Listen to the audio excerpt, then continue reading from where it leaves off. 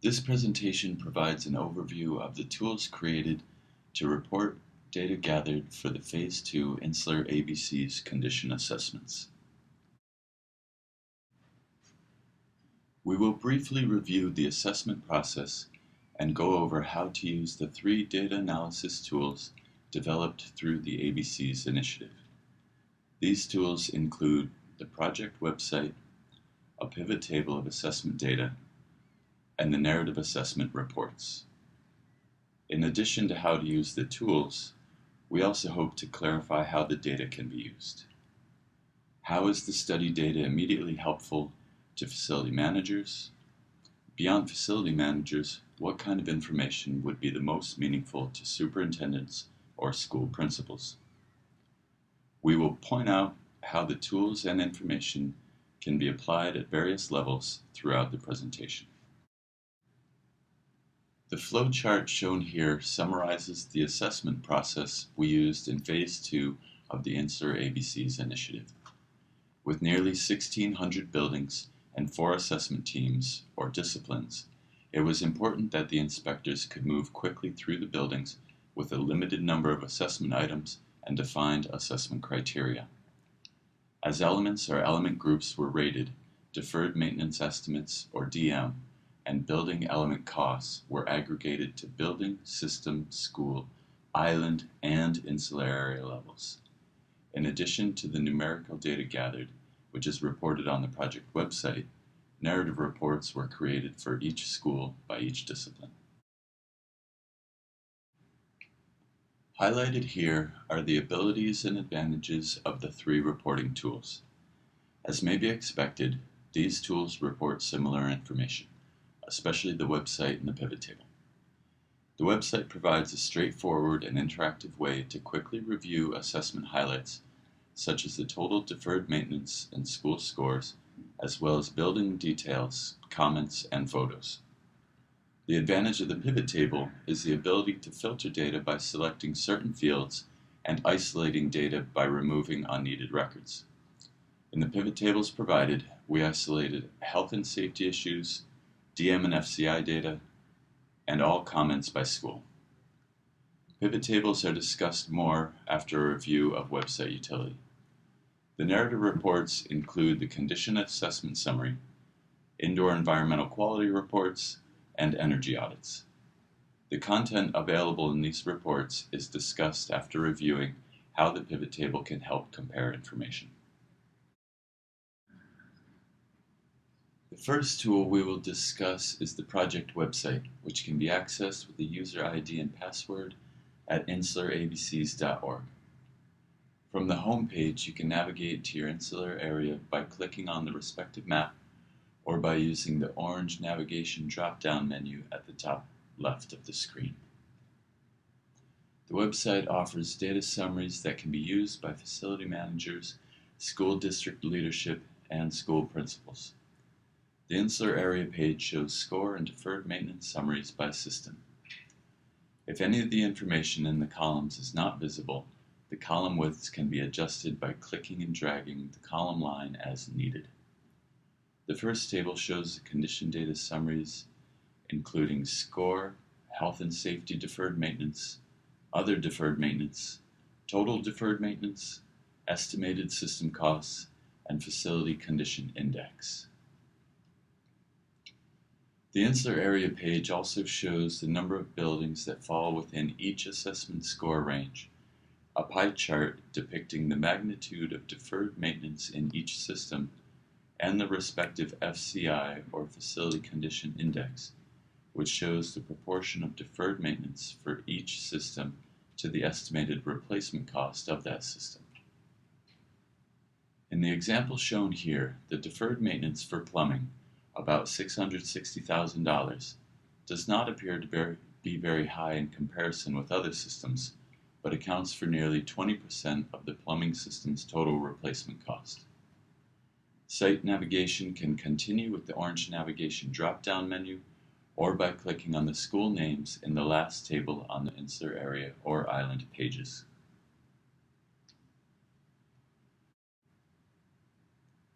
School site maps on the school pages show buildings color-coded by condition scores. Tabs above the map allow you to select system-specific condition maps to help identify problematic systems in each building. The number of buildings in each score range and deferred maintenance and facility condition index charts are also provided on the school pages.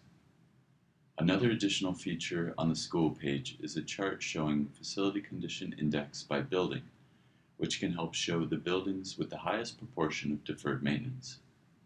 As shown in the table, the LMA building has an FCI of 32%. In the System DMs by Building table below, you can see that the exterior of the building has $38,000 of deferred maintenance and over $100,000 in total deferred maintenance. Below this table, there are details in two drop-down lists. The first list is already open and includes items like the school's database ID, the number of buildings on the campus, year open, and estimated floor area. Additional details can be seen in the second drop-down menu by clicking on the arrow at the right of the details bar. This list contains additional items that were collected at the time of inspection, such as school capacity and the number of staff and students. There is a possibility to add more data to the fields in the future. Beside the school details list is an area for school photos, including overview shots of the school and site condition photos. This area still needs to be populated. From the System DMs by Building table, you can click on a building name to go directly to that building. Building pages have the same information summaries as were shown on the preceding pages, as well as element-level assessment scores, deficiency photos, and inspector comments. To see full comments, hover the cursor over the comment. To see photos, click on the arrow next to the photo icon, then click on the photo thumbnail.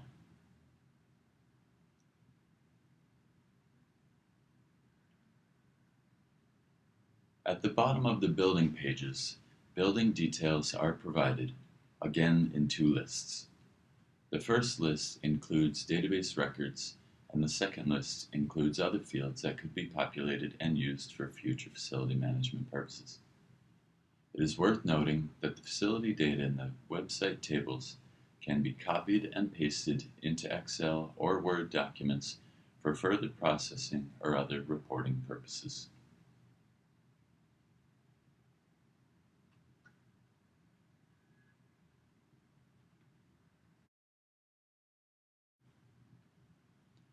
The second of the three tools is the Assessment Database Pivot Table. The pivot table provides a way to use Phase 2 inspection data without going online and also allows users to compare the details of different buildings at the same time, which can help identify priority concerns and develop repair strategies. The pivot table includes three basic queries saved on separate tabs in the Excel file. The first tab shows all health and safety issues by school, by building, and by element with inspector comments. For example, we can see that there are a number of concerns at Alfredo Andrews, 4 of which are at the cafeteria. The notes on electrical concerns here indicate the fire alarm isn't working and the electrical distribution panels are deteriorated and missing covers. The second tab shows Deferred Maintenance and Facility Condition Index. It's set up to show FCI by system. If you want to view FCI by building, you can pull the roll-up system field to the right of building name. On the DM and FCI tab for Adelita Cankren Junior High, we can see an FCI of 100% for the fire alarm at Building 2, which includes classrooms 801 to 810. This FCI indicates that a fire alarm is not present and installation is recommended. In the third tab, All comments recorded are available by school. Different schools can be selected by clicking the school name drop-down menu in the top left. In general, comments were more often added for items that had a fair amount of DM. If a principal wanted to see what comments were made at her school, she could simply select her school from the school name drop-down and see what buildings and building elements received comments. In the case of Arthur Richards Junior High, we can see that fire alarms are not functional at all buildings.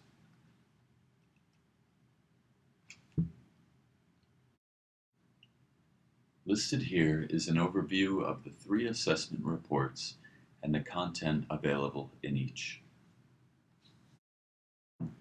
The Condition Assessment Summary offers some additional details related to assessment findings and general impressions of major or pervasive issues identified by the inspectors. For example, at Montefiore Elementary, severe concrete spalling appears to have compromised the structural integrity of a concrete framed folly. As for common problems, the roofs for older wood-framed buildings are under-designed for the roof load. Individual school summaries by discipline are also available in Section 3. As shown here, you can click on the name of a school that you'd like to read more about and see the discipline summaries. The 4 disciplines include structural, which looked at building foundations, walls, and roof construction; architectural, that assessed roof coverings, the overall building envelope, including doors and windows, and interior and exterior finishes; MEP, which assessed mechanical, electrical, and plumbing items; and civil, that assessed school site conditions, including stormwater drainage, wastewater, vehicle and pedestrian circulation, and emergency vehicle access. Aligning elements with disciplines may be intuitive for many of you, but awareness of these disciplines can help in looking up additional information in the narrative condition summary reports. The indoor environmental quality reports include a graphical summary of the frequency of common concerns related to the 4 areas assessed, including air quality, light levels, thermal comfort, and acoustics. As shown here, the most common IEQ concerns in American Samoa are related to thermal comfort and include inoperable windows, lack of roof insulation, and blockages to natural ventilation. Another common concern was the impact of inoperable lights on classroom lighting quality. These reports also include school-specific review of the 4 environmental quality concerns. Again, to see more about a school, just click on the school name in the bookmarks area. Each school description includes a school overview and IEQ observations by building type, with recommendations on how to address these issues.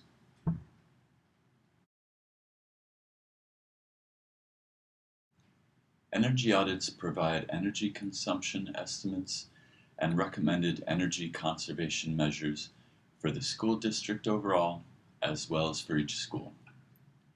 Energy conservation measures, or ECMs, that are most cost-effective across the insular area are summarized in the executive summary. As shown here, the top 4 ECMs include programmable thermostat installation, replacement of T12 fixtures with high-efficiency T8 LED fixtures, replacement of linear T8 fluorescent lamps with T8 LED lamps, and solar hot water heater installation. ECMs are also discussed further in Section 1.3. The assessment summary in Section 2 also has a matrix of health and safety concerns related to mechanical, plumbing, and electrical items that could be helpful for identifying problems. Detailed school audits are available in the appendices.